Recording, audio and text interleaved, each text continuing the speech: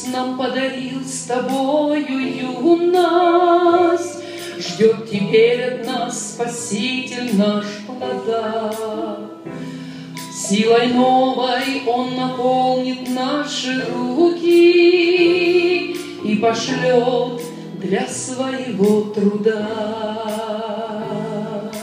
Осень для кого-то долгожданна, для кого-то мрачная пора.